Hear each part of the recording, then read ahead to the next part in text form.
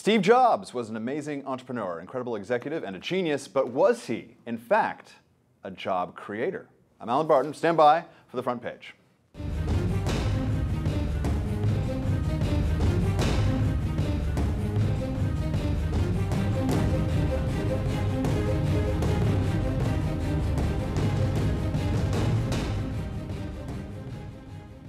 Joining me in studio, Yaron Brook, president of the Ayn Rand Center for Individual Rights, and Terry Jones, associate editor for Investors Business Daily. All right, entrepreneur and Business Insider CEO Henry Blodget. Remember him?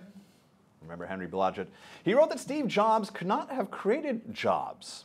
This is in relation to the whole debate about job creators. Who are job creators in this whole economy? Mr. Blodget says that if the 100+ million people who bought the iPhones and the iPads had not been able to afford iPhones or iPads, Apple wouldn't have sold any of them. Ipso facto, whatever, right? And the money used to buy these products was not created out of thin air when consumers purchased these products. They did so, they did not spend it on something else. Sort of like a reverse of the broken window fallacy. Mm-hmm. They're sort of turning it on its head. So, Terry, what about this? I mean, really the argument here is that there's an ecosystem. There are no job creators. You know, there's an ecosystem.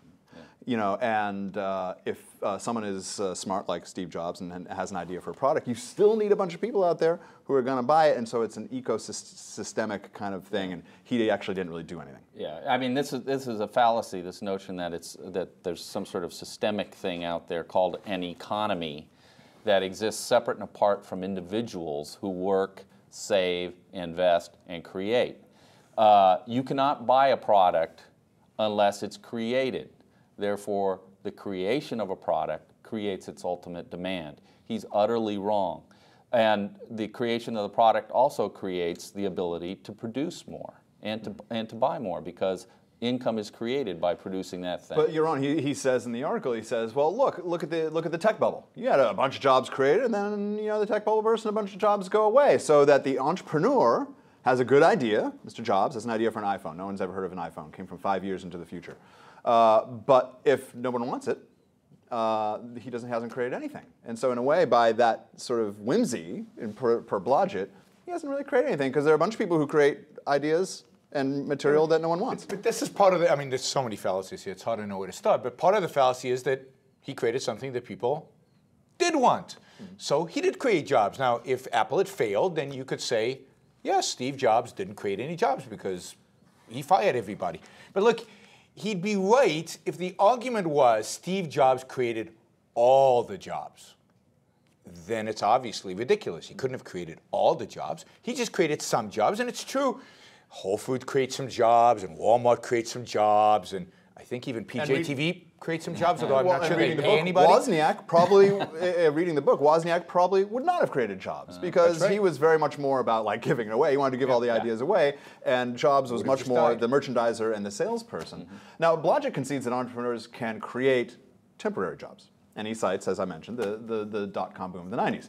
Investors poured billions into companies, and then the jobs dried up once the bubble burst. So tell us more about the logical fallacy at work here, because he seems to be saying, well, he mentioned, if they had priced it for Bangladesh, where the average annual income is like $500, they never would have sold an iPhone. It would have gone under. So you see, they didn't. It required buyers. The thing is, it requires people out there who have a certain amount of money, $200, $300 in spare change to spend on technology. And he's saying that is an important part of the equation. Why is it not?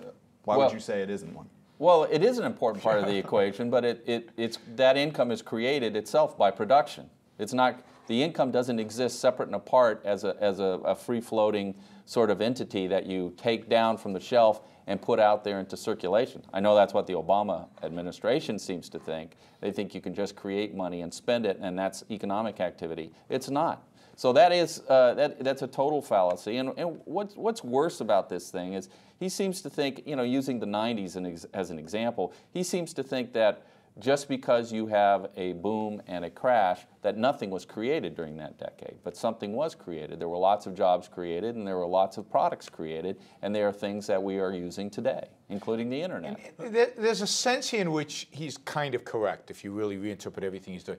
Look, it is an ecosystem, right? You need all these elements. You can't say Steve Jobs created jobs in a vacuum. Well, of course, when we say Steve Jobs created jobs, what we mean is Steve Jobs created products that people want to buy, that therefore he employed people in order to produce the products that people then wanted to buy. So but he's separating it out. He's assuming jobs over here, consumers over here, they're all, he's actually committing the fallacy of disintegrating what is a truly integrated system, and it works together. So, you know, Terry's absolutely right. The people had to work in order at a job that somebody created in order to have the money to buy the product.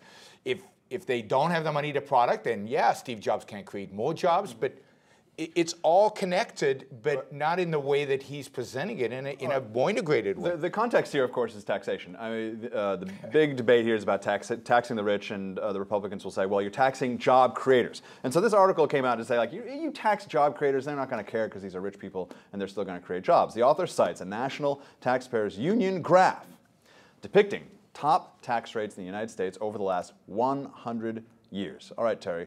So tell us about these data. Obviously, you know, you go back 100 years, you had 90% tax rates, and you know, in the early part of the century, you had huge tax rates for the wealthy, and I'm sure he would say, and many would say, plenty of jobs created, economy expanded with these huge tax rates on these highly progressive tax rates. Yeah. Why is he? Where would you take him to task on the issue of taxing so-called job creators? Yeah, well, there are a number of issues here, as usual, but the high tax rates, if you look at history, when they have cut high tax rates on the wealthy, it has tended to lead to high growth in jobs, lots of business formation, capital formation, things that make us all wealthier. And when you tax them at a higher level, it tends to do the exact opposite. But I would also argue here, and this is using the top tax rate on the top taxpayers, but what you're really thinking about here is effective tax rates. Yep. What do they actually pay? Because it's very rare that somebody actually pays the tax rate at which they're supposed to be taxed.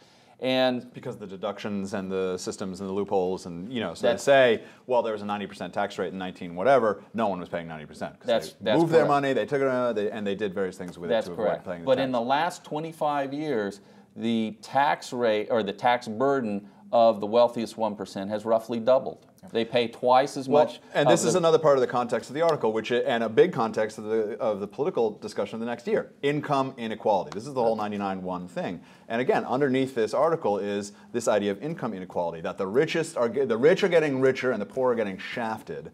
And thus, if you tax the rich, it's not going to hurt job creation. What would you say to that? So this is one of the worst human emotions that exists out there is envy, and this is an argument completely driven by envy. Look, in a free market, and granted we don't have a free market today, but in a free market, you make what you earn. You create wealth, you make a lot of money. You create less wealth, you make less.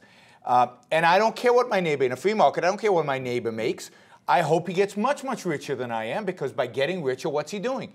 He's providing products to all the people around me, products that they want. So everybody's life is actually getting better by this individual making a lot of money. Take Steve Jobs or Bill Gates, right? By them making lots of money, our lives were enriched. We're much better. So why do I care what my neighbor makes? In a free market, income inequality is irrelevant. Nobody should care. Well, remember in 2009, they were talking about the capital gains rate, and the guy asked Obama, he said, you know, when you raise the capital gains tax rate, you don't actually get more money into the Treasury. And he said, I don't care, I would do it for fairness reasons. Yeah. So from a moral perspective, inequality should matter. Now, granted, today, there is an issue, and that is that a lot of businessmen get huge favors from government. So the issue shouldn't be income inequality, it should be, let's get government out of the economy so that businessmen don't benefit unjustifiably from government subsidies and bailouts. That should be the crying call. But income inequality is a bogus idea. Equality of outcome, we were talking about this a little bit before the show, is one of the most evil ideas in human history. Because what it means is, if I can't play basketball as well as Michael Jordan, then we have to cripple Michael Jordan because he ain't going to make me as good as he is. So equality always means bringing down the able. It means bringing down their ability to produce, bringing down their ability to play basketball, bringing down whatever. If they're too tall, chop off their legs. Or taking $15 trillion out of the economy over 50 years to try to make you a better basketball player to no avail. To no avail, exactly. So equality is impossible, and as a consequence, it is literally one of the most evil ideas ever invented. 30 seconds, last words. Well, yeah, I mean, the other thing hidden here is taxes on savings and investment, which Americans do and a lot of other countries don't, have hamstrung us in the past. And businesses and investors are now looking at the possibility of a 33% increase in taxes on their investments if the Bush tax cuts expire. People might think that's good, that's fair, whatever. Fine. You're supposed to say tax cuts for the wealthy. Yeah. Even though there are tax cuts right down the board, right? For everybody. Everyone. Yeah. Okay. But you will suffer for it by having fewer job opportunities and lower incomes. All right, guys. Thank you very much. For Yaron and Terry, I'm Alan Barton. You've been watching Front Page.